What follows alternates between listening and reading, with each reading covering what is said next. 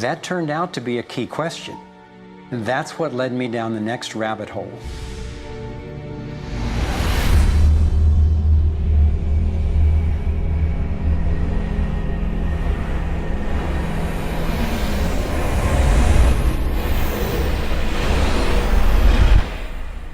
It turns out that scientists as far back as the early 1900s have been developing alternative ways to access electricity without combustion.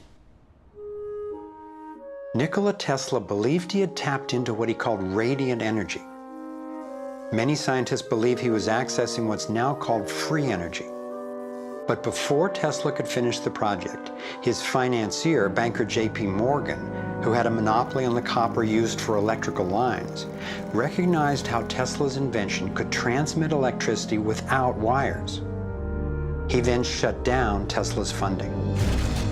Tesla's lab was burned down and he was ostracized, all for trying to implement his vision of unlimited energy for everyone.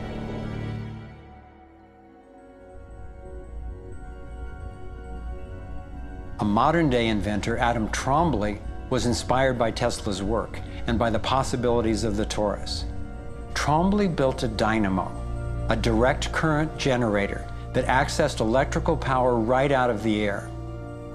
We were trying to demonstrate that by mimicking the magnetic field of a planet and rotating this device, we could actually create a dynamo that would work. And in fact, it did work, and it does work. So when we contemplate nature, when we contemplate Jupiter, or we contemplate a dynamo like the Earth rotating in space, we're basically talking about a magnet which is rotating in space. And the lines of flux of the magnet are pouring down and through in this toroidal pattern of the magnetic field. It's also expanding and contracting. It's breathing. It's taking in the energy of space literally and transforming it. Right here in this toroid, we have enough energy to transform the entire Earth. And that's not just a theoretical statement, it's literally true. To contemplate the implications of this means that every single place on Earth suddenly has power. Every single person on Earth suddenly has power. We have universal abundance. Trombly had been invited to demonstrate one of his generators at the United Nations and the US Senate. But these events were undermined by the first Bush administration. Then the device itself was taken in a government raid. Trombly's experience isn't unique. Almost every time I found an inventor with a promising new technology in the field of free energy, he told a similar story of suppression. Inventor John Bedini began working with Tesla's theories of radiant energy decades ago and has produced an assortment of battery charging devices that generate more energy than it takes to run them. He announced that he was going to start offering them at low cost. Soon after that, he was attacked in his lab and warned not to produce the devices. For his own safety, he had to let go of marketing free energy. These are all devices from labs I personally visited.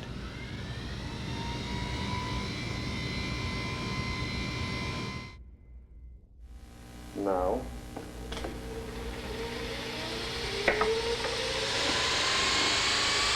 Now, the quality of this footage is obviously poor, and I'm not expecting this to convince you.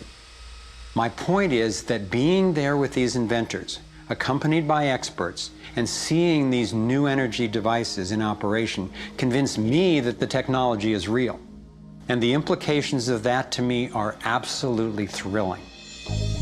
Canadian John Hutchison not only created some free energy batteries, but also used Tesla's theories to counter gravity, to make objects float. This could revolutionize the field of propulsion.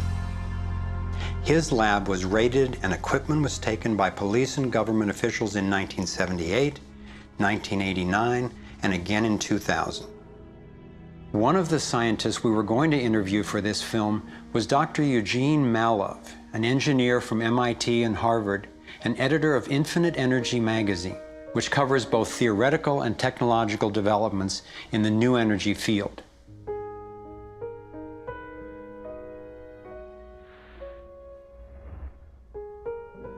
Dr. Malov was mysteriously beaten to death in 2004. If these inventors were all hoaxers and charlatans, I wondered, why are they being suppressed so consistently and so brutally? I asked free energy inventor Adam Trombley why he thought this technology was being suppressed, and if the UFO phenomenon was related. We've had major military people at great risk to themselves say, yes, these things are real. Why do you think the military-industrial complex doesn't want that statement to be made?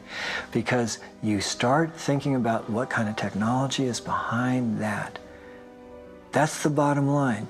The suppression of UFO phenomena is hand in hand with the suppression of so-called free energy. The energy is extracted from the fabric of the space around us, which means it cannot be metered.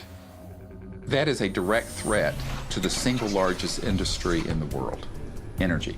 It's goodbye ExxonMobil, goodbye oil, goodbye coal, goodbye linear transmission of electricity through power lines, all that gone.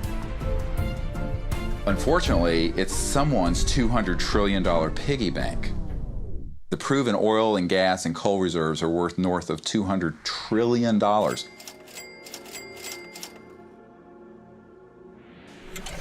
This information coming out would completely change geopolitical power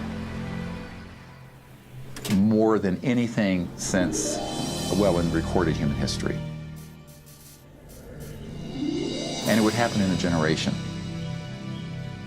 I started to examine the breakthrough solutions, and much to my surprise, these concepts have been proven in hundreds of laboratories throughout the world, and yet they have not really seen the light of day. Rather than smashing things together and trying to control the explosion, these new technologies rely on blending, of dancing with what naturally is.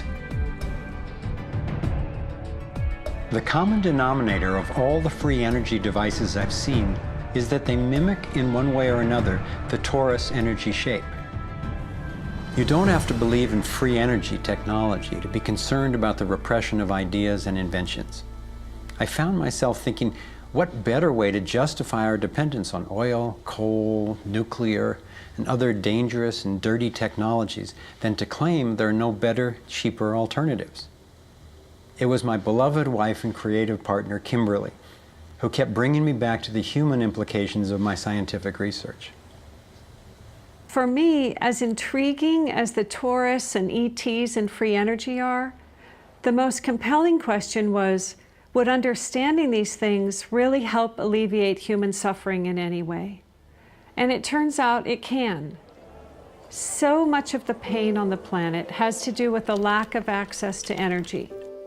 Can you stay warm? Can you get food and water?